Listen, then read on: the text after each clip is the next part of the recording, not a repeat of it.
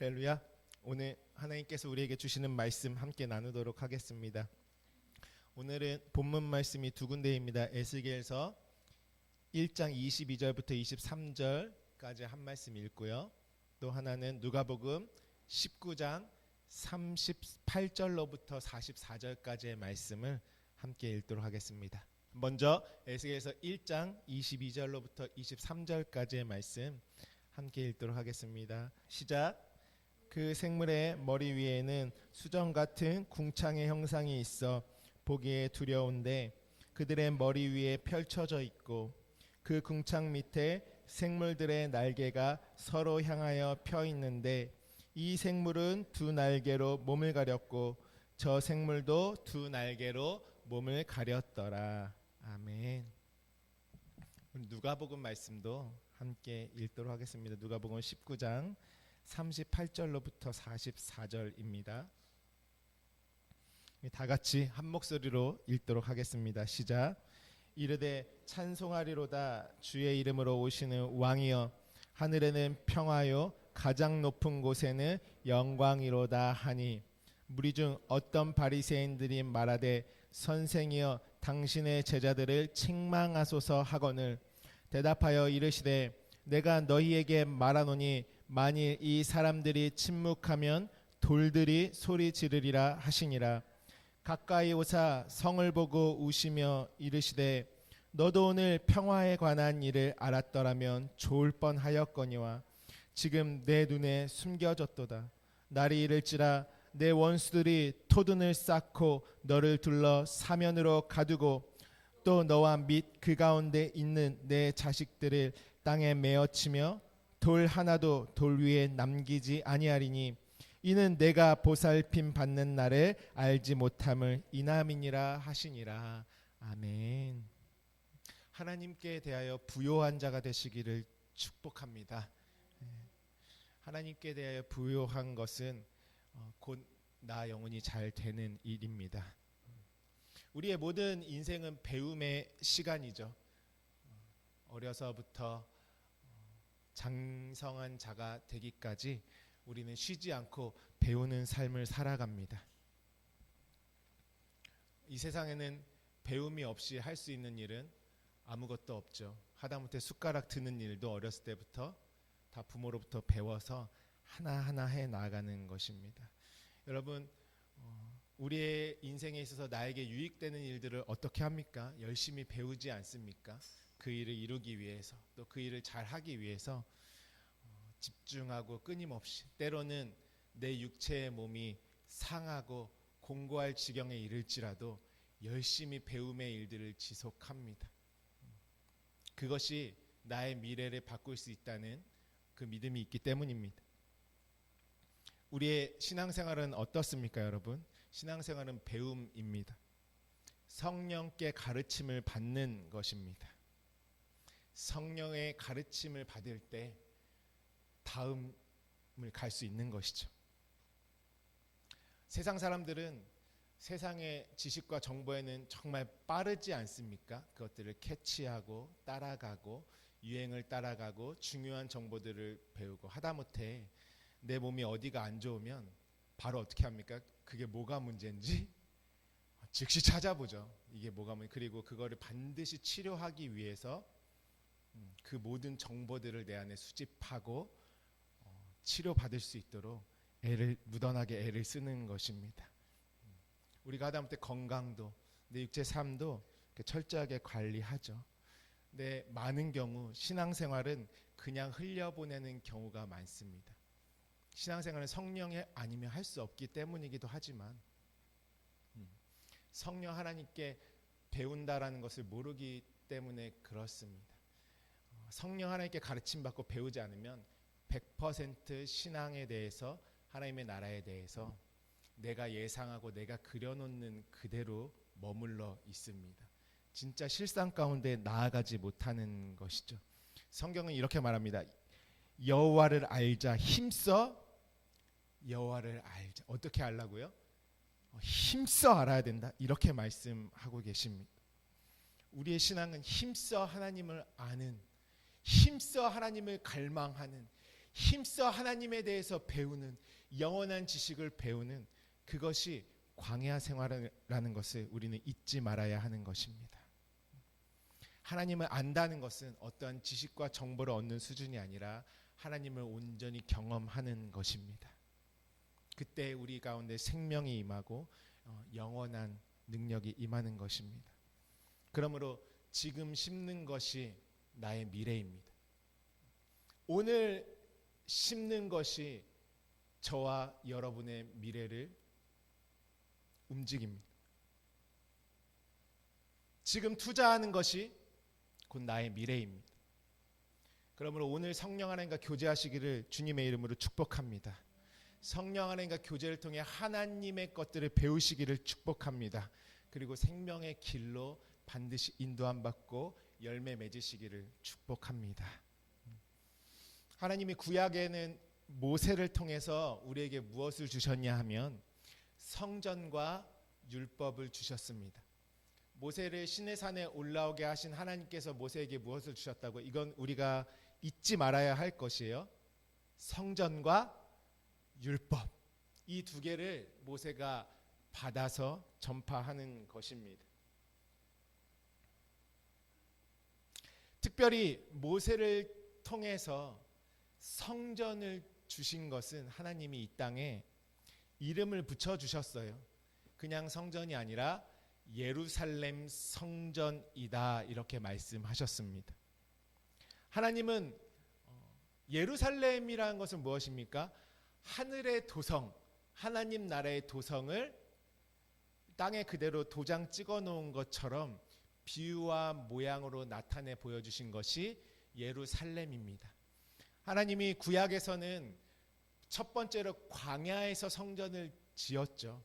이스라엘 백성들의 기준으로요. 원래 에덴 동산도 성전이고 방주도 성전이고 많은 성전의 비유와 모양들이 있지만 특별히 애굽에서부터 하나님이 이스라엘 백성들을 불러내셨을 때 그 사흘길의 여정을 가는 자들에게 첫 번째 하나님이 이 땅에 보여주신 성전이 바로 광야의 성전이었습니다.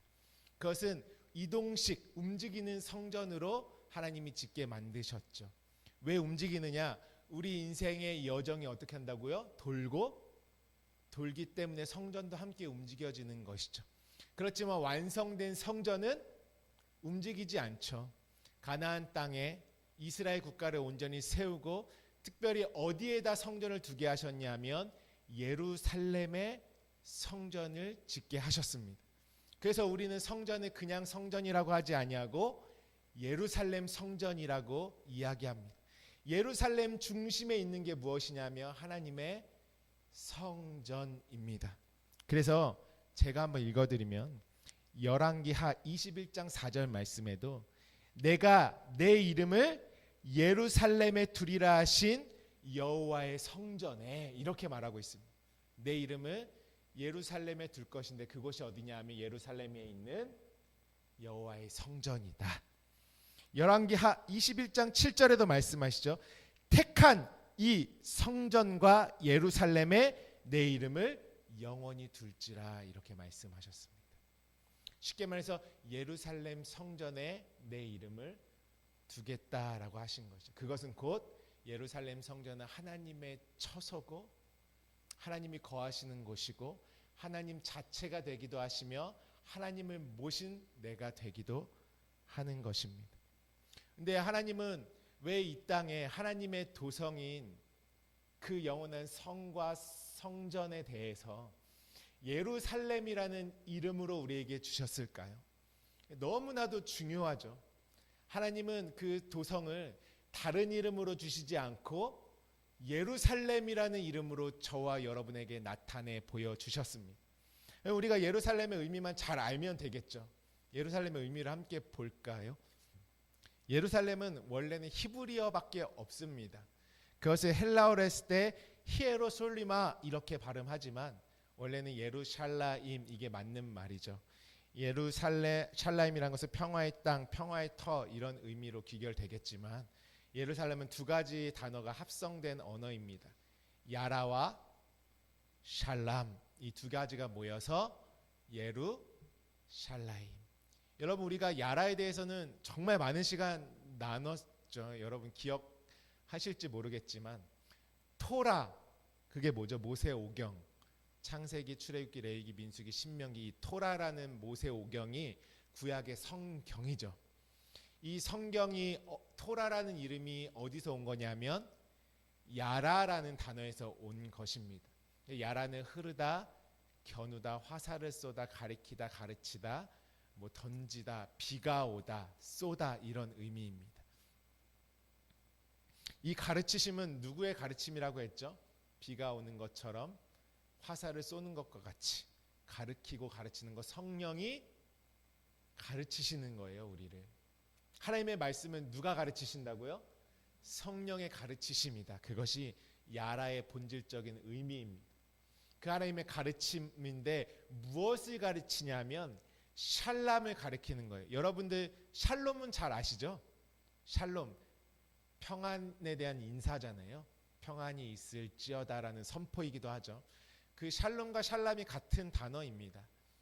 안전하다, 완성하다, 정답다, 보답하다, 배상하다, 끝내다, 마치다, 가득하다, 지불하다, 특별히 평안하다, 평화로운 또 안식의 의미를 다 가지고 있는 것이 샬람, 샬롬입니다.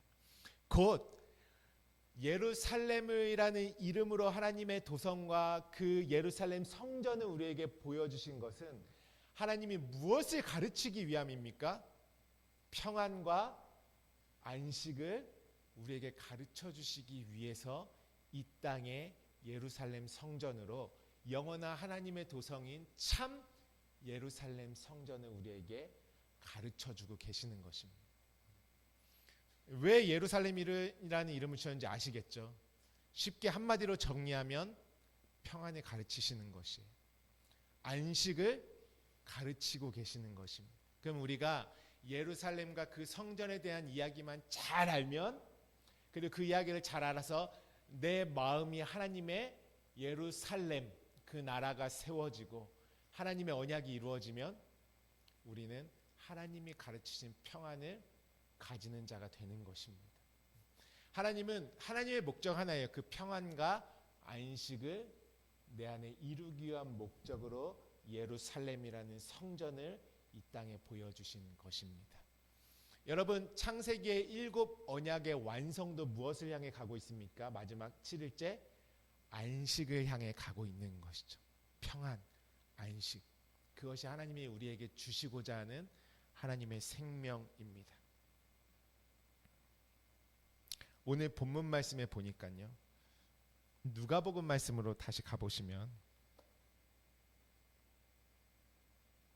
누가복음 19장이죠.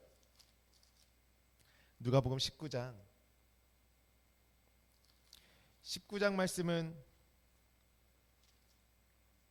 28절부터 보시면은 예수님이 어디를 향해서 지금 가고 계시죠? 그렇죠. 예수님은 지금 예루살렘을 향하여 가시는 거예요. 19장의 28절에 예루살렘을 가시기 전에 예수님이 어디를 먼저 들리셨을까요? 여러분 아마 이제는 잘 아실 거예요. 누가복음 이전에 사마리아 그 강도 만난 자의 비유를 잘 아시는 분은 예수님이 어디서 어디로 오신 거죠? 하늘 예루살렘에서 땅에 여리고로 오셨죠. 왜 여리고로 오셨어요? 여리고로 있는 나를 부수시려고 다. 그렇죠? 그러니까 19장 1절에 예수님이 먼저 어디로 가셨냐면 여리고로 들어가 지나가셨어요. 그죠? 그리고 그 여리고에서 여리고의 모든 사정을 밝히시고 그 다음에 이제 여리고로 오셨으니까 다시 어디로 가셔야겠어요? 예루살렘을 향하여 가셔야 되는 여정인 거예요. 누구를 데리고? 이제 여리고로 있던 나를 완전히 데리고 예루살렘을 향해서 같이 나를 데리고 가시는 장면입니다. 28절부터는 그래서 이 말씀을 하시고 예루살렘을 향하여 어떻게 가셨다고요? 앞서서 가시니라. 주님과 함께 예루살렘으로 가시는 여러분, 그 예루살렘으로 완성되시는 여러분 되시기를 주님의 이름으로 축복합니다. 예루살렘으로 가시는데 주님은 어떤 의미도 되냐면 이 예루살렘을 이루기 위해서도 가시는 여정입니다. 예수님이 예루살렘을 이루셔야 하기 때문에 십자가에서 죽으시고 부활하셔야 되는 것입니다. 그걸 통해서 영원한 평안과 안식과 진정한 하나님의 성전인 나를 이루시기 위함인 것이죠. 그러므로 오늘 또 고린도서의 말씀에 보니까 여러분 이제 잘 아시는 말씀입니다. 고린도전서 3장 16절부터 17절 말씀에 너희는 너희가 하나님의 이 성전은 어떤 성전입니까? 예루살렘 성전이 되는 것이죠. 너희가 하나님의 성전인 것과 하나님의 성령이 너희 안에 계시는 것을 알지 못하느냐? 누구든지 하나님의 성전을 더럽히면 하나님이 그 사람을 멸하시리라. 하나님의 성전은 거룩하니 너희도 그러하니라 말씀하십니다. 에베소 2장 21절부터 22절에도 그 안에서 건물마다 서로 연결하여 주 안에서 성전이 되어가고 너희도 성령 안에서 하나님이 거하실 처소가 되기 위하여 그리스도 예수 안에서 함께 지어져 가느니라. 하나님의 성전이 세워지고 내 마음은 하나님의 도성인 예루살렘 성이 되는 것입니다. 근데 예수님이 지금 오늘 본문 말씀에 41절에 보면 가까이 오사 성을 보시고 우시며, 어떤 성? 예루살렘 성, 그리고 그 안에 있는 성전까지 다 포함이 되어 있는 것이에요. 예루살렘 그 도성과 성을 보시고 그 성전을 보시고 예수님이 우셨어요. 우셨죠. 그리고 하시는 말씀이 42절에 어떤 말씀입니까? 우리 42절 한번 읽어볼까요? 시작. 이르시되 너도 오늘 평화에 관한 일을 알았더라면 좋을 뻔하였거니와 지금은 내 눈에 숨겨졌도다. 하나님이 예루살렘을 성전을 주신 거 무엇 때문에 주셨다고요? 평화에 관한 일을 알게 하시기 위해서 우리가 주셨다고 했죠. 그렇죠? 근데 예수님이 지금 그 성을 보며 울고 계신 이유는 지금 그 평화에 관한 일이 너에게 숨겨졌도다. 지금 이 땅의 모양과 그림자로 있는 예루살렘 성을 보고 우시는 것은 곧 나를 보고 울고 계신 것입니다. 왜냐하면 결국에 이 성전될 자는 난데요. 내가 육체로만 살아가고 있으면 나는 이 땅의 평안을 추구하는 보이는 예루살렘 성과 다름이 없습니다. 모양과 그림자의 성전으로만 살아가고 있는 것이죠. 그 성전의 내용은 알까요? 모를까요? 몰라요. 왜냐하면 지금 예루살렘 성 안에 성전을 지어놓고 예수님께서 다 드리시고 갚아주시겠다고 약속하신 구약의 모든 내용을 자신의 유대교의 종교적인 신념과 전통으로 받아서 열심히 그 안에서 자기네끼리 희생제사 드리고 하나님에게 무언가 갖다 바치려 하고 인간의 행위의 율법으로 바꿔서 그 도성 안에서 지키며 살아가고 있기 때문에 그렇습니다. 그것을 다른 말로 무엇하냐면 우리가 희생제사가 살인하는 것이라고 우리가 이제 잘 나눴죠. 더 이상 그것을 우리가 헷갈리면 안 돼요. 살인하고 있고 그 안에서 간음하고 있고 그 안에서 하나님의 것을 도적질하고 있고 거짓 증거하는 그 탐심의 자들로 살아가고 있는 것입니다. 왜냐하면 진짜 하나님이 예루살렘 성전을 주신 이유를 모르는 것이에요. 그리고 그 성전 안에서 나름대로 자신들이 하나님과 소통해서 이 땅에 평안을 얻겠다고 하면서 열심히 희생제사를 드리고 있는 살인하고 간음하는 가인과 같은 함과 같은 족속들로 살아가고 있는 것입니다. 그러니까 하나님이 말씀하고자 하는 그 평안은 어떻게 돼요? 그들에게 숨겨져 있는 것이, 하나님이 진짜 주고자 하는 목적과 뜻이 그들 가운데 없는 것이, 하나님이 눈에 보이는 것으로 예루살렘 성전을 보여주고 그 안에서 열심히 율법을 지켰지만 그 모든 일을 이루실 예수 그리스도만 딱 빼어놓고 자기네들끼리 열심히 행위로 하고 있는 것, 그것은 바로 평화에 관한 일이 그들의 눈에는 숨겨져 있는 것입니다. 반대로 말하면 평안이 내 안에 아직도 숨겨져 있다는 것은 다른 말로 아직도 나의 행위의 열심으로 살아가서 하나님이 말씀하신 평안이 내 안에 이루어져 있지 않다는 것과도 같은 말인 것이죠. 율법 성전이라는 것, 보이는 성전은요, 내 안에 세워진 게 아니라 내 몸 바깥에 있는 거기 때문에 내 안은 지금 텅 빈 성전인 것입니다. 그래서 하나님이 나를 창조하시는 목적은 뭐죠? 그리스도가 머리 대신 성전이 되게 하는 것이죠. 하나님이 보여주신 성전은 내 몸 바깥에 있지만 나는 아직 성령과 예수 그리스도의 흔적으로 지음받지 못했어요.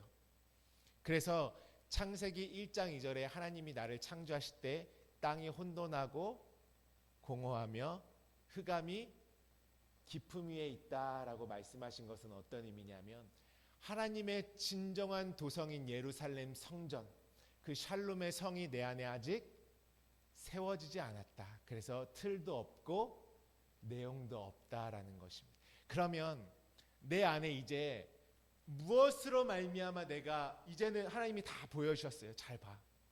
이것이 진정한 도성이야. 이것이 진짜 샬롬의 성정이야. 이스라엘도 땅의 이스라엘로 보여주시고 땅의 예루살렘도 보여주시고 그 가운데 있는 하나님의 성전까지 다 보여주셨어요. 이제 예수 그리스도로 말미암아 이 모든 것을 너의 안에 이룰 것이다. 그것이 내가 혼돈과 공허 가운데 흑암과 공허와 혼돈과 땅의 공허와 죄송해요. 땅이 혼돈하고 공허하며 흑암이 깊음 위에 있는 그 가운데에 내가 나의 도성을 세울 것이다. 어떤 도성이요?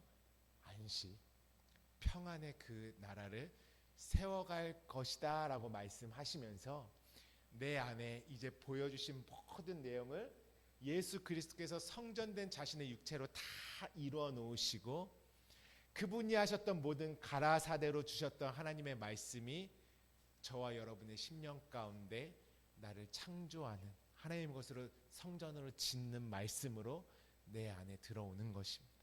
내 안에 선포가 되는 것입니다. 무엇을 위해서요? 오늘의 핵심, 평안을 위해서, 안식을 위해서 그 일을 행하시는 것입니다. 예수님은 평안을 우리에게 주시는 분이시고 그 평안의 말씀이 내 안에 이루어지면 안식이 완성되는 것입니다. 주님은 그러니까 우리에게 어떤 말씀을 주실 수밖에 없어요? 평안의 말씀을 계속 가르쳐 주실 수밖에 없어요. 이 주님의 눈물이라는 의미는 어떤 의미일까요?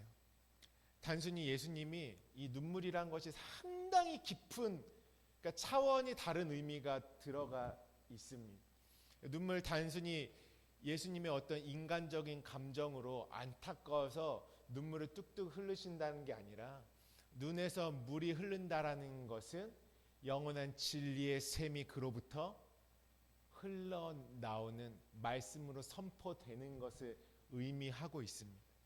그러니까 눈에 보이는 성전, 텅 빈 공허한 이 땅의 예루살렘으로 살아가고 있는 저와 여러분 가운데 누구의 눈물이 임해야 됩니까? 예수님의 눈물이 가르치시는 진리의 말씀으로 저와 여러분의 메마른 심령을 가득히 적셔야 하는 것입니다. 왜요? 이제 그 진정한 샬롬의 성전이 내 안에 세워지기 위해서. 그래서 무엇이 숨겨져 있냐? 내 몸 바깥에 행위에 있는 것으로 어떠한 모양과 그림자의 성전으로 있으면 우리의 삶과 우리의 심령 가운데는 평화에 관한 내용이 우리 눈에 감추어져 있는 것입니다.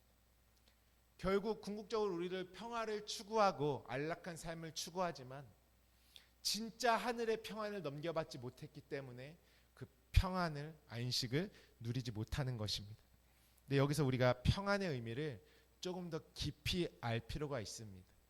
어떤 내용을 담고 있냐, 평안은. 우리 한번 보여주시면, 이르시되 오늘 평화에 관한 일을 알았더라면, 거의 평화는 6가지 의미를 담고 있습니다. 오늘 너무 중요한 것이에요. 에이레네, 평안이란 뜻은 결합하다. 우리 다 같이 읽어볼까요? 시작. 결합하다, 번영, 하나가 됨, 고요, 안식, 다시 하나가 되다. 결합하는 것이고, 이 평안은요 번영하는 것이에요. 번영은 무엇으로 오냐면 하나님이 말씀하셨죠. 하나님의 창조를 입는 그 그리스도의 몸된 자들은 생육하고 번성하여 땅에 충만하다. 우리 예전에도 그 열매에 대해서 많이 나눴는데 뭐 해를 품은 달 뭐 막 이런 얘기하면서 기억나시나 모르겠네요. 한번 찾아보시기 바랍니다. 네, 그 번영이에요. 평안의 능력이죠. 그리고 하나가 되는 것이 그리스도와 내가. 그리고 에이레네는 고요한 것이요. 무엇이냐면 세상의 소리가 나에게 들려오지 않는 것이. 그분의 음성만 크게 들려 그 자체로 안식인 것입니다. 처음에 예수께서 오셔서 그와 십자가 연합하면 다시 하나가 되면 완전히 성령 안에 내가 성부와 성자와 성령 안에 이제는 그냥 하나로 있는 상태를 의미하는 것이죠. 당시에 예수님 당시에도 이 땅에 보이는 예루살렘 성전이 있었습니다. 여러분, 이 그 예루살렘 성전이 지금 있을까요, 없을까요? 이스라엘의 땅에 없죠. 다 예수님의 말씀대로 돌 위에 돌 하나도 남기지 않고 다 무너. 그걸 보고 무엇을 배우셨습니까, 여러분? 내 안에 내가 만들어 놓은 예루살렘 성전이 그렇게 그 성전은 다시는 이 땅에 세워질 수가 없어요. 우리가 신학적으로 정리된 제1성전은 무엇이라고 하냐면 광야 성전. 제2성전은 예루살렘, 그렇죠. 솔로몬의 성전. 그게 무너지고 스룹바벨 성전이 됐고 위치는 같죠. 그 다음에 헤롯 왕이 다시 재건한 헤롯 성전으로 예수님 당시에 있었죠. 광야 성전, 예루살렘 성전. 근데 지금 이스라엘 백성들이 무엇 지으려고 하고 있어요? 이스라엘 땅에 제3성전 지으려고 하고 있잖아요. 거기서 다시 희생제사 드리려고. 우리의 신앙이 그것과 똑같다라는 것이에요.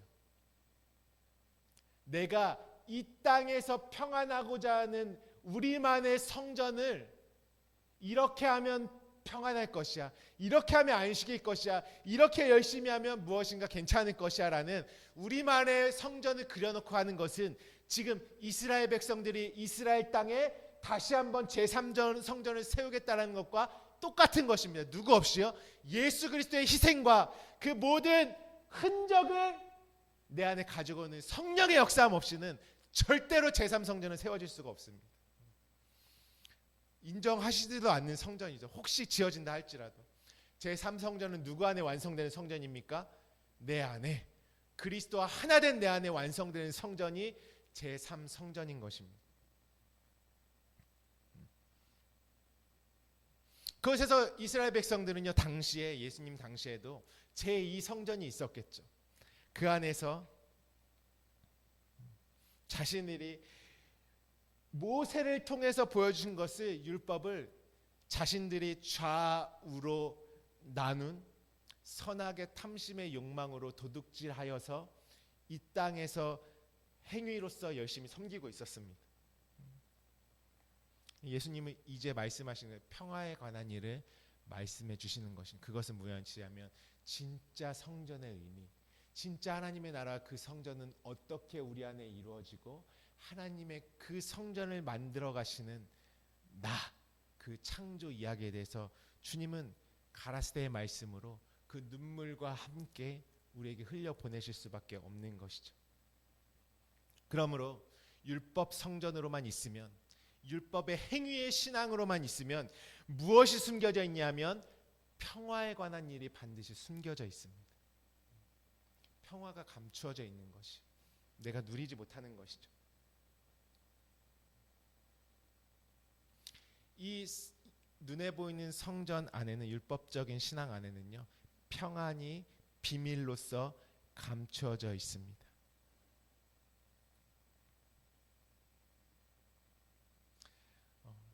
그 하나님이 우리 안에 세우시고자 하는 성전과 모세를 통해서 무엇을 주셨죠? 성전에서 그 모든 걸 지킬 수 있는 율법을 주셨죠. 그 율법은 누가 다 이루시겠다고 하시죠? 1.1회까지 예수께서 이 땅에 말씀이 육신이 되어서 오셔서 성전된 자신께서 다 이루시겠다. 그러니까 너희는 다 이루실 누구를 선물로 넘겨받아라? 예수를 선물. 그거를 아브라함 때부터 아무튼 언약만 하시면 하나님이 친히 준비하신 것을 보여주시고자 하나님의 마음은 애가 달아 있어요. 그러니까 아브라함에게도 언약하셨을 때 모리아산에서 무엇을 보게 하셨죠? 내가 이룰 거야 하면서 친히 준비한 어린 양을 보여주신 것이. 너희는 그때를 기다려야 돼. 너에게 다 맡겨놨어. 눈에 보이는 것으로 보여줬어. 이제 이것을 이루시고 선물로 우리에게 넘겨주신 진정한 희생 제물이 되어주실 말씀이 육신이 되어서 오실 그분을 기다려라. 그분이 다 이룰 것이다. 근데 기다렸나요? 급하죠. 내가 다 해치워야 되는데 지금 다 자기네들끼리 열심히 하고 있었던 것이죠. 우리 한번 누가복음 19장에서 우리 하반절 한번 읽어볼까요? 본문 말씀에서 45절 46절 우리 함께 읽어보도록 하겠습니다. 45절 46절 시작.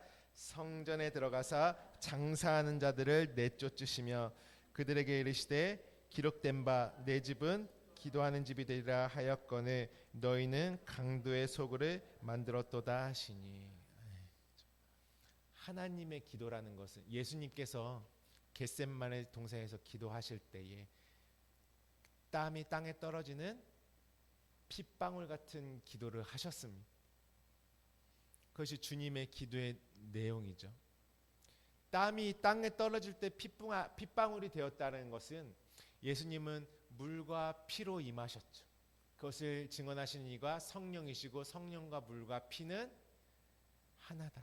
땀이 피가 됐다는 것은 어떤 의미냐면 영원하신 생명의 말씀이 이 땅에 내려오실 때는 무엇으로 내려오셨냐면 피로써 육체로서 임하셨다라는 말씀. 그러면 예수의 육체로 오심을 선물로 받은 자들은 무엇을 경험하냐면 진리의 말씀을 피로써 경험하는 것이 되는 것입니다. 근데 그 피로써 경험한 말씀을 성령으로 말미암아 다시 영원한 물인 생명 진리가 되는 것이죠. 하나님의 성전은 내 안에 이루어질 참 예루살렘 성전은 무엇으로 이루어지냐면 이 피로써 오신 말씀이 육신이 되어서 오신 예수님을 선물로 받을 때 그분이 다 이뤄놓으신 성전을 짓기 위해서 이뤄놓으신 모든 예수 그리스도의 공로가 흔적으로 들어와질 때 내가 어디 성전 안에서 뭐가 있었죠? 번제단도 있었고 물두멍도 있었고 떡상도 있었고 금초대도 있었고 향로도 있었고 법궤로 완성되기까지의 모든 절차를 예수께서 친히 오셔서 다 이루어 주신 것이에요. 그러면 내가 참 성전 되려면 누구의 공로가 내 안에 들어와야 됩니까? 약속 그대로 예수께서 오신 그 흔적 가지고 성령으로 내 안에 들어와질 때 내가 그 영원한 예루살렘 성전으로 비로소 지어질 수가 있는 것입니다. 예수 그리스도를 선물로 받지 못하면 이전부터 예언과 모든 것으로 보여주신 모든 것이 내 몸 바깥에 있기 때문에 나와는 아무 상관이 없는 것입니다. 그래서 예수님께서 내가 떠나가는 것이 너에게 유익이다. 그래 내가 떠나가지 않으면 진리의 성령이 너에게 오실 수가 없어. 내가 가야지 이제 내가 십자가에서 다 죽고 부활한 흔적으로 이뤄놓은 그 모든 제사의 내용과 절기의 내용과 그 모든 성소 안에서의 이루어진 제사의 내용들 가지고 성령으로 이제 너 안에 이루실 것이기 때문에 네가 참 성전이 된다. 너 안에 진짜 하늘 예루살렘이 세워진다. 그 성전이 완성돼서 너는 이제부터 성전이라 일컬을 것이야. 너 자체가 성전이 될 것이야. 이렇게 말씀하시면서 성령께서 그 모든 흔적을 가지고 저와 여러분에게 오순절날 마가 다락방의 그 놀라운 성령의 역사로 우리에게 임하시는 것입니다. 성령 받고 방언 말한다고 끝나는 것이 아니라요. 내가 하나님의 성전으로 지어질 때 그분의 흔적으로 말미암아 온전히 지어지는 성전이 되는 것입니다. 그래서 우리가 교회에서 그토록 중요하게 예수의 비유의 말과 그 해놓은 이뤄놓으신 모든 것이 희롱과 능욕과 침뱉음 당하기가 채찍의 흔적으로 나음을 얻게 하시는 그 희생의 흔적을 깊이 들여다볼 수밖에 없고 그것을 내 안에 새기고 또 새길 수밖에 없는 것입니다. 왜냐하면 그것만이 나의 참 성전을 건축해 나갈 성령의 능력이 되기 때문에 그렇습니다. 그 일을 이루시기 위해서 창세기 1장으로부터 또한 이스라엘 백성이 이르기까지 왕정시대를 거치기까지 끊임없이 너희는 하나님의 선물을 기다려라. 그분이 이룰 것이다를 하나님은 우리에게 약속하시고 말씀하신 것입니다. 터는 있는데 아무 틀도 없고 내용도 없고 씨가 없는 상태를 그분의 희롱과 능력과 채찍으로 말미암아 모든 것을 웃음과 수치를 지혜로 바꿔주심과 씨가 없는 텅 빔은 씨가 있는 언약의 상태로 가득 채워주시고 이제는 그분이 맞으신 채찍의 그 모든 내용을 흔적으로 내 안에 가지고 들어와서 영원한 생명으로 우리를 건축해 나아가시는 것입니다. 이 과정이 우리가 성령과 함께 하나하나 하나님의 것을 그분의 나라와 그분의 의와 그분이 세워나가시는 역사를 배워나가고 그 배워나감을 통해 내 안에 이루어지는 것이 우리의 신앙인 것입니다. 그러니까 예수님은 날마다 어디 들어가서 가르치셨대요? 성전에 들어가서 가르치실 수밖에 없어요. 무엇을요? 평화에 관한 일을. 진짜 그 성전의 목적을 주님은 가르치시고 또 가르치시고 선포하고 우시고 기도하시고 하실 수밖에 없는 것입니다. 그 만민이 기도한 내 집은 만민이 기도하는 집이다라는 것은요. 우리가 단순히 기도원 만들어 놓고 기도하는 것이 성전이다라는 의미가 아니에요. 기도는 애초에 누가 하셨습니까? 하나님의 소원이 있기 때문에 우리에게도 기도라는 것이 주어진 것이에요. 하나님의 소원은 하나님과 하나 된 그 안식을 이루기 위해서. 그러면 그 만민이 기도하는 집은 어떤 집이냐면 내 안이 하나님의 언약의 소원이 이루어지는 곳이 바로 내 집은 기도하는 집이다 하고 하셨던 그 말씀이 이루어지는 것입니다. 실컷 이 땅의 것만 소원하고 소원해봤자 하나님의 소원이 그 가운데 들어가 있지 않다면 그것은 무엇이냐면 강도의 소굴로 예수 그리스도 없이 장사하는 곳이 됩니다. 장사는 어디에서만 할 수 있냐면 예수 그리스도 안에서만 하늘의 장사를 할 수 있어요. 주님의 흔적 가지고 들어오면요, 내 육체의 생각은 다 팔려나가고 아랫물의 모양과 껍데기에 있던 율법도 다 팔려나가고 그것이 진리로 바꿔져서 사지는 것입니다. 하나님이 진리로 갚아주시는 것이죠. 모든 것을 모양과 그림자 코스모스의 세상을 하늘의 실체로 다 바꿔주시는 것입니다. 그러니까 장사와 사고 파는 것은 예수 그리스도 안에서밖에 할 수 없어요. 근데 주님은 왜 강도의 소굴이라고 하십니까? 하나님의 것을 자신의 욕망으로 다 훔쳐가지고 가져와서 그 안에 성전에서 자기네끼리 장사하는 거예요. 사고 파는 것이에요. 교회 안에서도 지금 우리가 우리의 욕망으로 우리의 욕망에 사고 파는 장사를 하고 있는 것입니다. 주님의 평안의 말씀이 그분의 눈물이 그 안에 들어오면 이 모든 것들을 어떻게 하시죠? 다 들러 엎어질 수밖에 없는 것이죠. 다 허물어 버려라. 내가 이룰 것이다. 보이는 것들, 모양과 그림자로 있는 것들, 신앙이 어떤 이방적인 것으로 연기하는 외식하는 것들로 있는 것들은 다 허물어지고 진짜 하나님이 주셨다 하신 의도대로 성령으로 말미암아 우리 안에 완성되는 것입니다. 그러므로 감추어져 있는 것이 평안이라고 했는데요. 우리 함께 골로새서 말씀도 함께 읽어볼까요? 골로새서 말씀 1장 25절로부터 29절 우리 이 말씀은 우리 한 목소리로 함께 읽어보도록 하겠습니다. 시작. 내가 교회에 일꾼 된 것은 하나님이 너희를 위하여 내게 주신 직분을 따라 하나님의 말씀을 이루려 함이니라. 이 비밀은 만세와 만대로부터 감추어졌던 것인데 이제는 그의 성도들에게 나타났고 하나님이 그들로 하여금 이 비밀의 영광이 이방인 가운데 얼마나 풍성한지를 알게 하려 하심이라. 이 비밀은 너희 안에 계신 그리스도니 곧 영광의 소망이니라. 우리가 그를 전파하여 각 사람을 권하고 모든 지혜로 각 사람을 가르침은 각 사람을 그리스도 안에서 완전한 자로 세우려 함이니 이를 위하여 나도 내 속에서 능력으로 역사하신 이의 역사를 따라 힘을 다하여 수고하노라. 감추어져 있던 비밀의 영광은 누구십니까? 그리스도이십니다. 눈에 보이는 말씀이 육신에 대해서 오신 예수 안에는 그리스도가 감추어져 있습니다. 우리가 예수라는 구원의 이름을 가지고 이 땅에 오신 그분이 있죠. 그분의 내용은 우리가 무엇이라고 우리가 이전에 나누었죠? 그리스도다. 그래서 예수가 무엇 되셨다고 했죠? 너희가 십자가에 못 박힌 예수를 하나님이 주와 그리스도가 되게 하셨다. 베드로의 고백처럼 베드로는 주는 그리스도시오. 우리 안에 어떤 고백이 나와야 합니까? 예수는 그리스도이십니다라는 고백이 나와야 신앙을 잘 간 신앙이 되는 것이에요. 그냥 이방신 부르듯이 예수 예수 예수 근데 그 의미를 하나도 모르잖아요. 그러면 뭐라고 하죠? 사랑이 없는 울리는 꽹과리 같은 것이에요. 그리스도까지 넘겨받아야 사랑, 요한, 마지막 네 번째까지 넘겨받아야 완성이라고 우리가 지난주에 나누지 않았습니까? 에스카토스, 코드란테스. 그렇죠? 그리스도 안에서 완전한 자로 세우시는데요. 누가 비밀이냐면 그리스도가 비밀이라고 합니다. 그러면 예수가 그리스도 되셨다라는 것은 이미 예수께서 모든 하나님의 언약을 자신의 몸으로 친히 이루시는 십자가의 죽음과 부활을 통과하셨다라는 의미예요. 그 안에 무엇이 감추어져 있냐면요. 그리스도 안에 평안이 감추어져 있는 것입니다.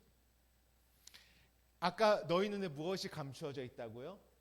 평안이 감추어져 있는 것이. 내가 그리스도를 모르면 곧 그리스도가 감추어져 있으면 평안도 감추어져 있는 것이. 내가 평안이 무엇인지를 모르면 아직 그리스도가 무엇인지 모르고 있는 거예요. 그래서 평안 안식과 그리스도는 하나입니다. 여러분, 율법 성전 안에는 평안이 있었습니까? 두려움이 있었습니다. 율법이란 것은 우리가 죽을 수밖에 없는 게 계속 드러날 수밖에 없어요. 아무리 정결한 희생 제사를 드려도 하나님이 구약에서 계속 말씀하세요. 너희의 눈먼 그 희생 제사 내가 언제 가져오라고 했냐? 다 갖다 치워라. 하나님이 말씀하시죠. 어떠한 행위에 열심을 드려도 그 의에는 이룰 수 없는 것입니다. 그래서 율법 안에는 두려움이 있어요. 시내산 아래서 하나님을 어떻게 봤죠? 폭풍과 흑암과 번개와 두려움의 하나님으로 이스라엘 백성들은 벌벌 떨면서. 근데 그 하나님에게 인정받으려고 자신의 힘으로 열심을 내니까 무엇을 만들었죠? 금송아지를 만들었어요. 모세로 통해 건네주신 내용을 넘겨받은 것이 아니라 자신들의 열심으로 섬겼던 그 금송아지를 만들고 그 두려운 하나님에게 나아가려고 했던 것이 그들의 모습이었던 것입니다.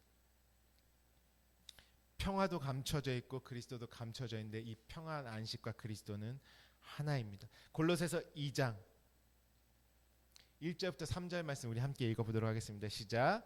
내가 너희와 라오디게아에 있는 자들과 물은 내 육신의 얼굴을 보지 못한 자들을 위하여 얼마나 힘쓰는지를 너희가 알기를 원하노니 이는 그들로 마음의 위안을 받고 사랑 안에서 연합하여 확실한 이해의 모든 풍성함과 하나님의 비밀인 그리스도를 깨닫게 하려 함이니 그 안에는 지혜와 지식의 모든 보화가 감추어져 있느니라. 아멘.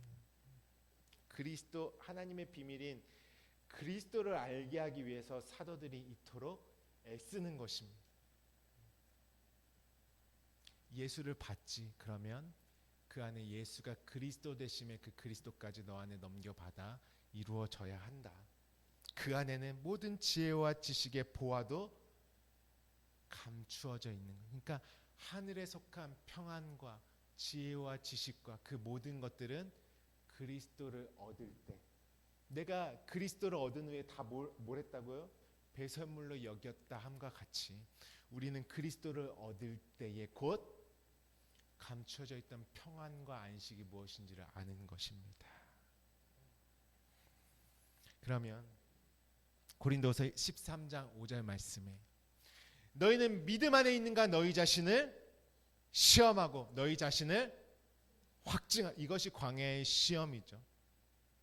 이 땅의 광야에서 내가 겪는 모든 시험들은 무엇이 확증되기 위해서 나에게 주어져 있냐면 너희 안에 그리스도가 계신가를 알게 하기 위해서 우리는 내 앞에 당면한 문제들 가운데 살아가고 있는 것입니다. 그래서 내 안에 그리스도가 계시면 어떻게 해야 되냐면 확증되어야 하는 것입니다. 예수께서 광야에서 사단에게 시험을 받으실 때에 오직 말씀 자체의 힘이 확증된 것입니다. 그 시험에 놀아난 것이 아니라요, 그 안에 하늘의 것으로 충만한 말씀이심이, 오직 말씀으로만 사심이 확증되는 것입니다. 그분이 그리스도이십니다. 그래서요, 내 안에 그리스도가 계심을 나는 무엇으로 아느냐? 평안으로 아는 것입니다. 안식으로 아는 것입니다. 그리스도가 내 안에 계시다면 반드시 안식이 있습니다. 평화에 관한 일이 숨겨져 있지 않는 것이죠. 그 그리스도가 내 안에 안식으로 들어와 계시면 나는 하나님의 비밀을 아는 자가 되는 것입니다. 이 땅에 아무리 예루살렘 성전을 봤다 할지라도 진짜 하나님의 도성의 비밀은 감추어져 있는 것이요. 왜냐하면 그래서 사복음서가 그렇게 중요하죠. 예수께서 행하신 모든 일들을 성령으로 하나하나 양식되게 먹어야 하는 것입니다. 그것이 우리의 배움이고 내가 진정한 평안으로 하나님의 나라 그 도성으로 지음받는 거죠. 그래서 계시록 마지막에는 새 예루살렘이 신부가 신랑을 단장한 모습으로 하늘로부터 내려온다. 그게 누구입니까? 내가 그 진정한 하늘의 새 예루살렘이 되어서 신부가 신랑을 단장한 모습으로 나타나는 것이 계시록의 말씀인 것이에요. 어떻게 처음부터 그 성전을 짓기로 창조 언약을 약속하셨던 이가 마지막 계시록에 그 영원한 예루살렘 성전, 진짜 성전으로 우리를 창조해 내시는 역사가 임하는 것입니다. 오늘 감춰져 있는 그리스도와 안식이 저와 여러분에게 이루어지시기를 주님의 이름으로 축복합니다. 예수 그리스도의 공로밖에는 없는 것이 구하고 찾고 두드림을 통해서 그 일들을 우리 안에 받아내는 것이 어떤 일이요? 샬롬의 일, 평화의 일. 그래서 예수님이 오늘 오시는 것은 너희가 평안에 관한 일을 알았더라면 좋을 뻔하였거든. 그때 처음에 하와가 선악과를 자신의 욕망으로 따먹을 수 없기밖에 없었던 내 의가 다 죽어야지 내 여리고 성이라는 내 집은 무너지고 나의 터는 원래 하늘의 예루살렘 성전을 짓기 위한 내 마음 밭이요 하나님의 진리의 터였다는 것을 깨달아 알아 심령이 가난한 자가 돼서 그 나라와 의를 구하고 찾고 두드림을 통해 진짜 하나님이 건네주시는 성전의 모든 재료들을 넘겨받아 내가 영원한 참 예루살렘 성전으로 세워지는 것입니다. 오늘 우리 에스겔서 말씀에 이제 가서 에스겔서 1장 22절로부터 23절 말씀에 보니까요.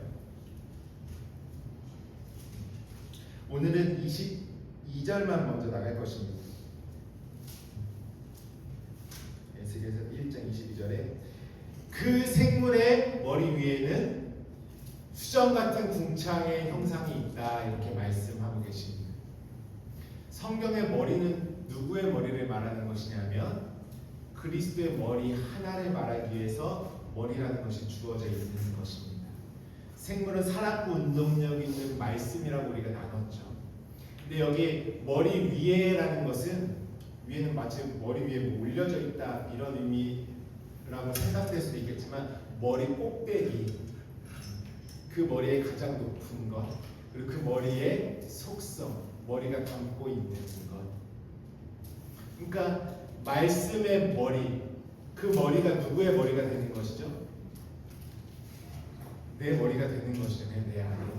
그 그리스도의 머리로, 말씀의 머리로 온전히 세워진 자는 그 가장 높은 꼭대기 안에 어떤 형상이 자리 잡고 있냐면 수정 같은 궁창의 형상이 내용으로 가지고 있는 것입니다. 이 말씀이 수정 같은 궁창의 형상을 가지고 있어요. 그럼 이 수정 같은 궁창의 형상이 누구 안에도 이루어져야 됩니까? 그리스도가 머리 대신 내 안에도 동일하게 이루어져야 하는 것입니다.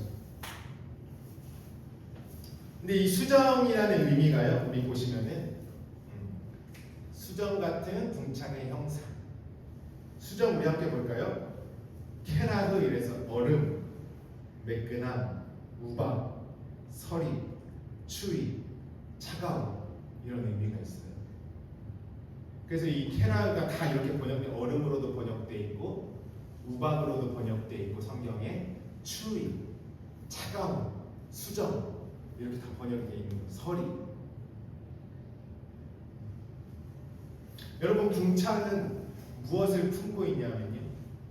창세기 1장 말씀에 가면은 궁창 윗물과 아랫물. 그러니까 궁창이라는 것은 물을 담고 있는 곳이에요. 그것이 내 마음, 하늘될 내 마음이라고 했죠. 그러니까 진리의 내용을 가지고 있는데 그 진리의 내용을 오늘 말씀에서는 수정과 같은 모양으로 가지고 있는 것입니다. 쉽게 정리하면 수정 같은 궁창의 형상은 얼음과도 같은 것, 우박과도 같은 것, 서리와도 같은 것, 추위와 차가움, 그걸 한마디로 수정이라고 표현합니다. 그래서 계시록에도 하늘이 어떤 수정 같은 유리바다, 다 하늘이 수정과 같다 이렇게 의미하고 있어요. 이것은 어떤 의미일까요? 우리가 오늘 함께 나누도록 하겠습니다. 이게 안식이랑 연결이 되어 있죠. 시편 147편 15절부터 20절 말씀을 보면 우리 다 함께 읽어보도록 하겠습니다. 시작. 그의 명령을 땅에 보내시니 그의 말씀이 속히 여기까지요. 무엇이 달린다고요? 말씀이 속히, 지금 말씀 이야기를 하고 있는 것이에요. 그래서 그 말씀이 어떻게 나타나냐면 우리 16절부터 같이 읽습니다. 시작. 눈을 양털같이 내리시며 서리를 재같이 흩으시며 우박을 떡부스러기같이 뿌리시나니 누가 능히 그의 추위를 감당하리요. 그의 말씀을 보내사 그것들을 녹이시고 바람을 불게 하신즉 물이 흐르는도다. 그가 그의 말씀을 야곱에게 보이시며 그의 율례와 규례를 이스라엘에게 보이시는도다. 그는 어느 민족에게도 이와 같이 행하지 아니하셨나니 그들은 그의 법도를 알지 못하였도다. 말씀 얘기하고 19절에는 율례와 그 말씀이 야곱에게 보이셨던 게 나죠. 율례와 규례를 또한 이스라엘 것도 나죠. 그러니까 하나님의 말씀을 보내시는데요. 그 말씀을 눈같이 내리시는 거예요. 우리가 비도 나눴고 번개도 나눴고 구름도 나눴고 우레소리도 다 나누지 않았습니까?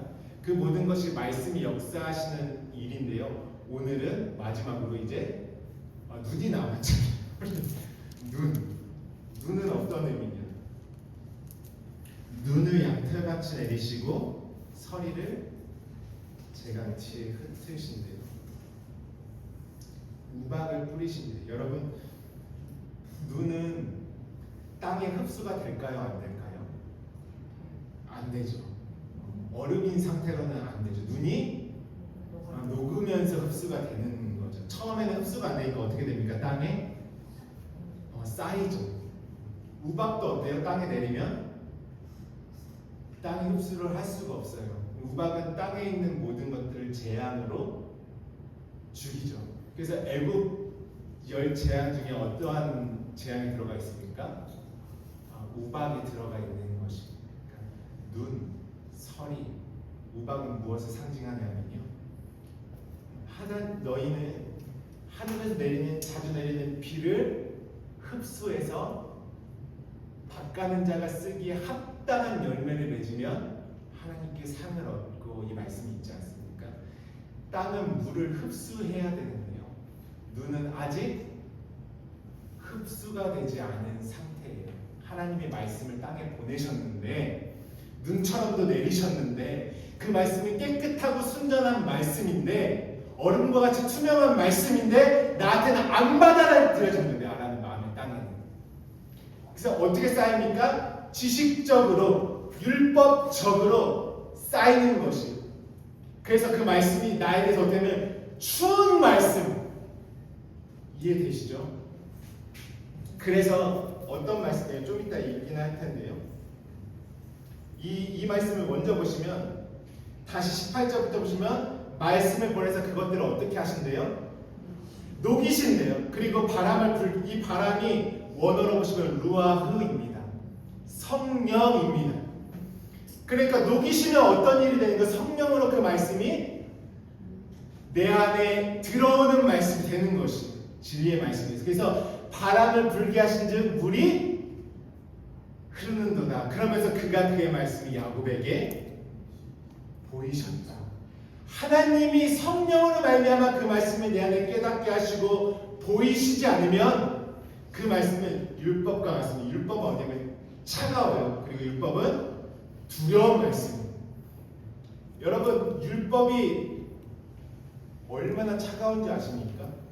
그냥 하나라도 흠이라도 있으면 하나님에게 상달되지 않는 것이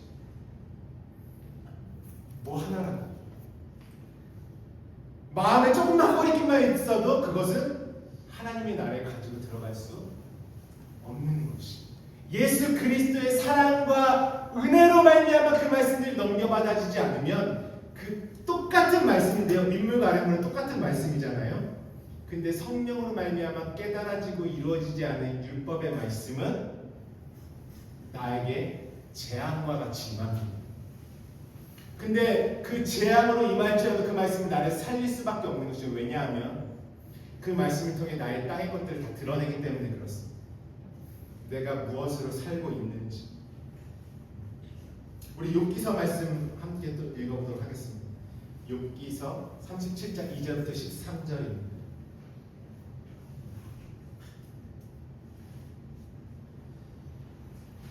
2절부터요. 먼저 우리 7절까지 먼저 읽어보도록 하겠습니다. 시작.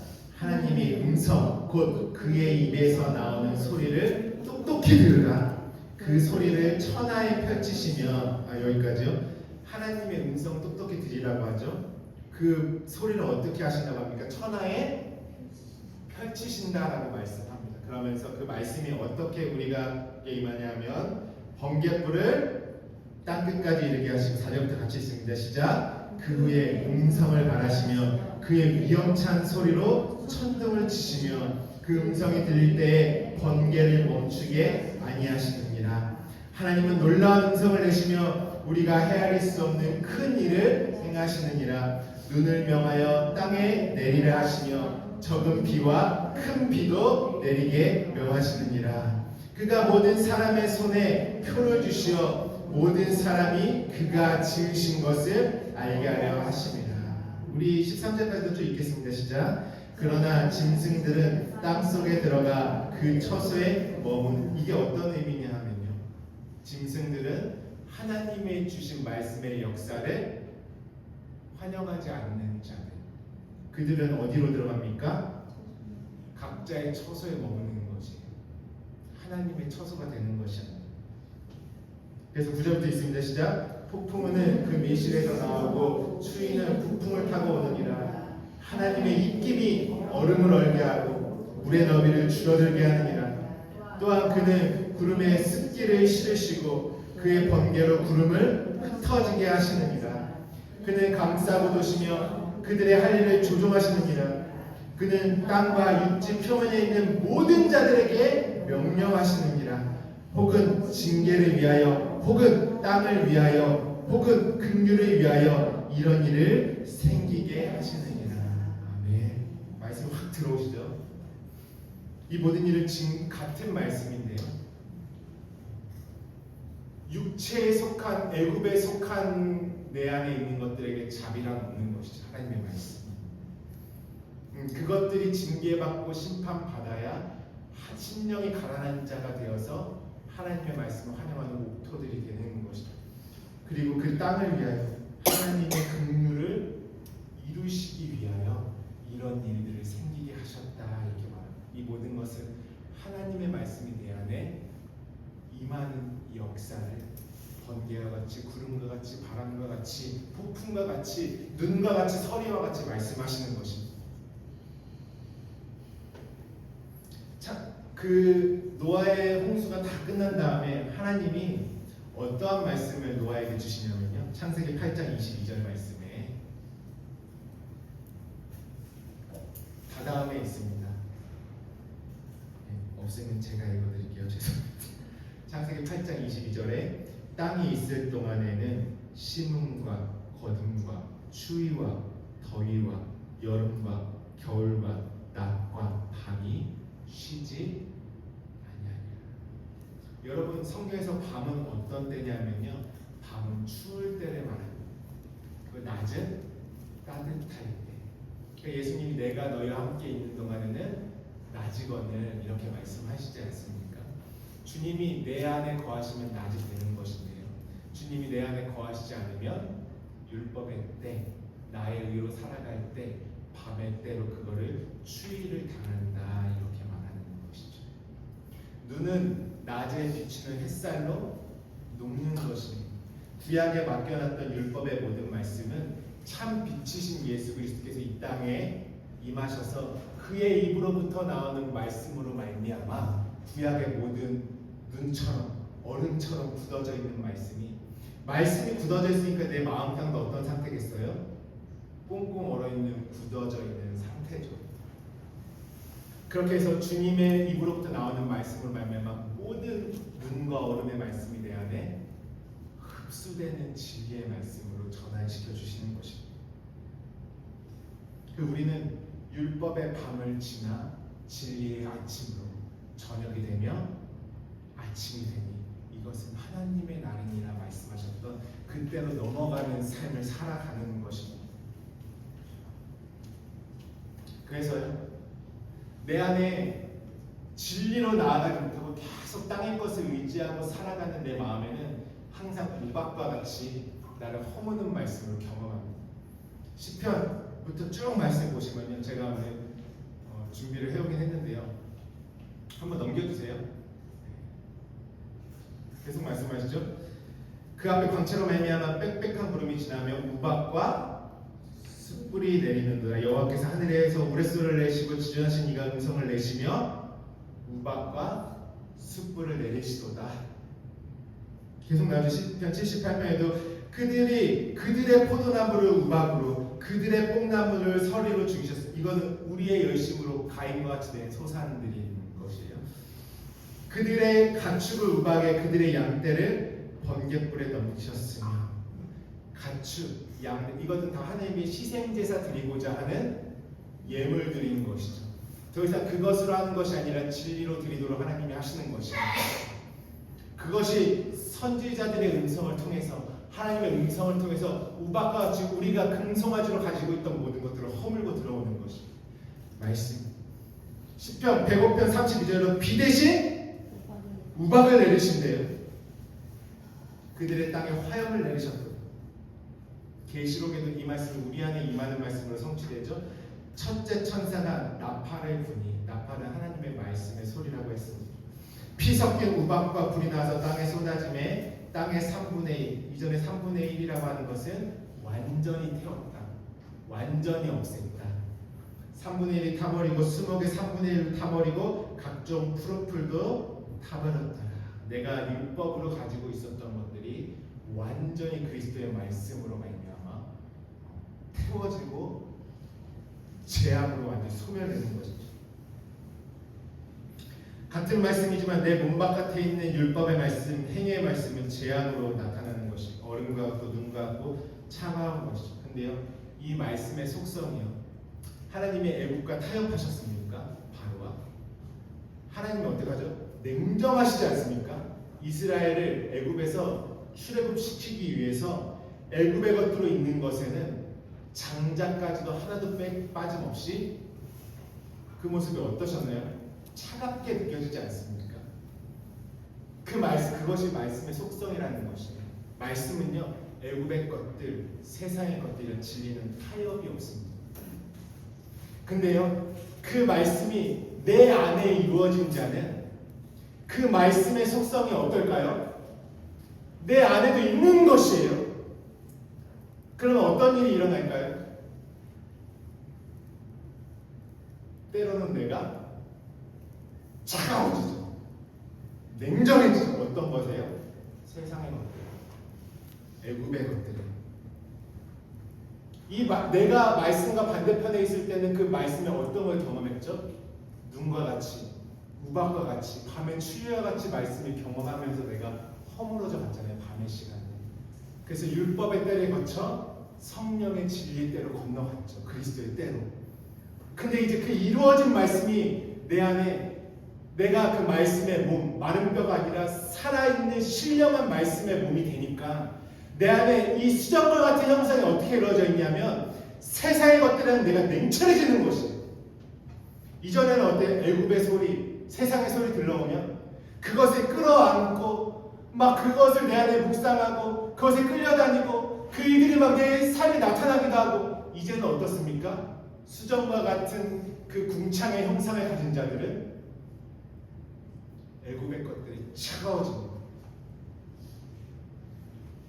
예수님이요, 단호하셨어요. 이때 여러분, 사랑하니까 막 때로는 위로가 필요하죠. 그 사람을 살리기 위해서. 근데 어떤 때는 어떻습니까? 끊어내야 할 때는 차가울 때가 있는 것이. 자녀들에게도 부모의 마음이 어떻습니까?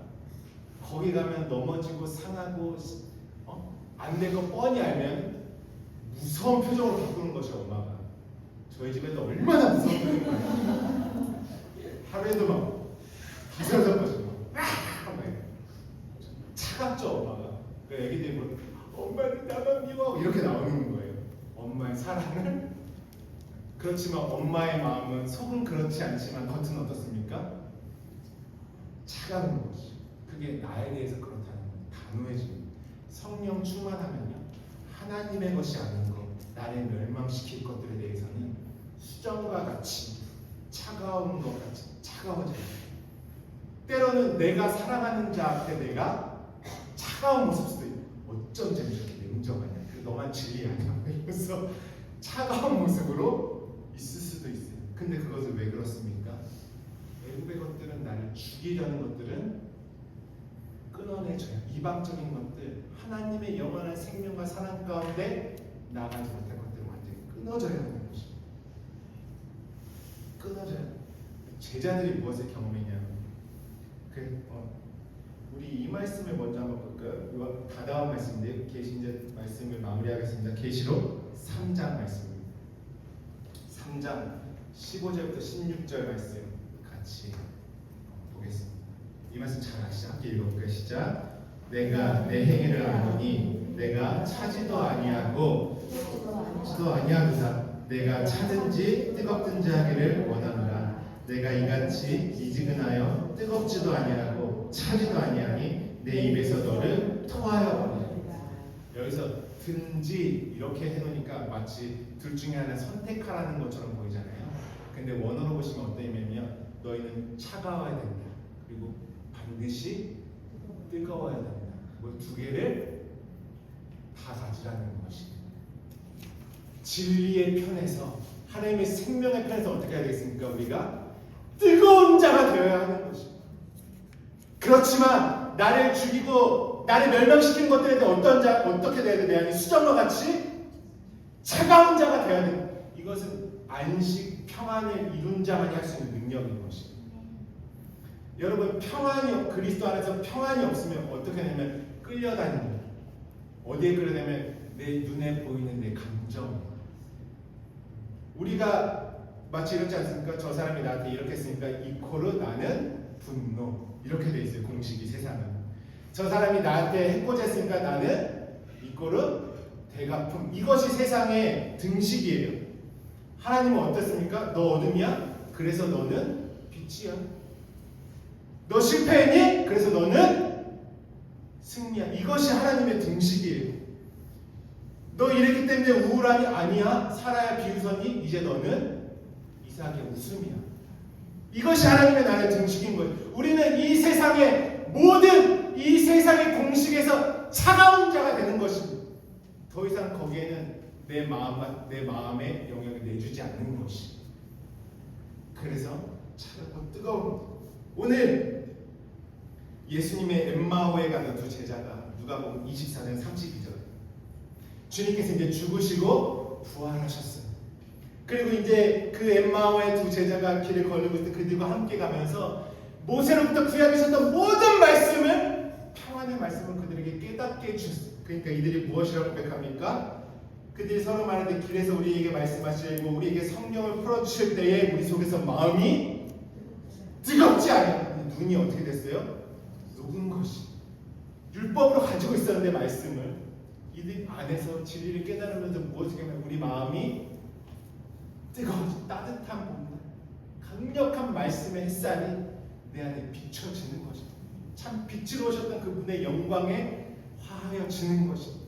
우리 속에 말씀이 마음이 그러니까 말씀으로 마음이 뜨거운 자들은 이제 율법에 대해서 행위에 대해서 살인하고 가늠하고 도적질하는 모든 것들에 대해서 이 세상의 의와 애굽에 속한 모든 공식과 그런 방법들에 대해서는 차갑고 단호한 자가 되는 것입니다. 예수님 더 이상 이 육체의 어떤 감정과 상황에 끌려다니지 않는 것이죠. 말씀의 능력이다라는 것입니다. 여러분 우리 집에 도둑이 들어왔는데 도둑이랑 잘 타협하는 사람 있습니까? 저거 나가더라도 내가 제대로 우리 전사님 그럴 것 같아요. 뭐 하나를 퍼뜨려야지 내가 정상적으로 걸어다니지 못하게 타협이 없죠. 네. 그런 나라는 하나님의 샬롬의 집을 이루기 위해서 내 안에 도둑처럼 들어오는 건데 도둑은 죽이고 멸망하려 한다 말하지 않습니까? 그 이 땅의 생각과 모든 것들은 차가워지는 것입니다. 우리 교회를 지키는 것이고 내 마음을 지키는 것이 곧 내 가정을 지키는 것이고 우리 옆에 사랑하는 영혼들을 보호하는 것이고 거기에 우리가 함께 수정과 같은 그 궁창의 형상을 이루고 있어야 하는 것입니다. 세상은 그때 나를 오늘 궁창의 형상이 어떻다고요? 두렵다라는 것이에요. 두렵다. 본문 말씀에 두려운 형상이다 이렇게 말했죠. 그게 내가 말씀을 두려워하는 자로 있으면 되겠습니까? 세상이 나를 두려워하는 자로 있어야 하는 것입니다. 말씀이 되면 차가운 능력이 있습니다. 또한 말씀이 되면 뜨거운 능력도 있습니다. 내 안에 평안과 안식이 이루어져 있어야 차가울 수 있고 뜨거울 수 있습니다. 아니면 하나님 뭐라고 내가 너를 토하에 내치고 싶다. 차지도 않고 뜨겁지도 않고 이것도 끌어안고 살고 어떤 때 말씀도 끌어안고 살고 정말 힘써요. 힘써 하라는 거 알아. 그럼 내가 차가운 것도 뜨거운 것도 너에게 능력으로 줄 것이다 말씀하는 것입니다. 육체의 생각과 마음 땅의 것들은 단호해지는 것입니다. 차가워지는 것입니다. 말씀이 내 안에 죽어야 할 것들에 대해서 그렇게 역사하셨듯이 나 또한 그리스도와 함께 신령한 몸이 된 말씀된 자들은 세상에 대해서 특별히 비진리에 대해서 진리가 아닌 것들에 대해서 차갑고 냉철하고 단호한 성령 충만한 자가 되는 것입니다. 그리고 우리는 진리에 대해서는 항상 뜨겁습니다. 빛으로 영광으로는 타오르는 자요 그러한 삶이 되는 것입니다. 성령과 하나 되어서 같은 말로 그분의 영광을 비춰내는 삶, 하늘의 것으로 그 놀라운 평안을 누리는 삶이 되는 것입니다. 그런 자들은 성령께 반응하는 자, 그것이 평화와 안식의 능력이다라는 것입니다. 여러분 우리가 무엇을 하든지 어떠한 일하든지 저와 여러분의 심령 안에는 하늘의 예루살렘 도성이 아름다운 성전으로 세워지고 그렇게 하늘을 나시는 은혜가 있으시기를 주님의 이름으로 축복합니다. 그리고 고요하게 세상의 소리가 내 안에 들어오는 것이 아니라 그 소리 앞에는 차갑고 진리 앞에서 뜨거운 심령 되시기를 주님의 이름으로 축복합니다. 이 시간 기도하실 때 내 안에 그리스도가 계심을 우리는 평화와 안식으로, 그것은 내가 주는 평화는 세상이 주는 것과 같지 않다 하나님이 말씀하셨습니다. 주님께서 하늘의 평강은 우리가 만들어내는 것이 아니라 하나님이 내 안에 이루어 주시는 것입니다. 하나님, 내 안에 샬롬이 이룬 샬롬의 도성이 세워지게 하여 주시옵소서. 그 안식의 터가 세워지게 하시고 그 터 위에 그리스도의 강력한 성전이 세워지고 그 안에 주시는 평안과 그리스도에 대한 비밀이 감추어져 있지 않도록 하나님 역사하여 주시옵소서. 우리 오늘 주신 말씀 붙들고 다 함께 기도하도록 하겠습니다. 하나님 아버지,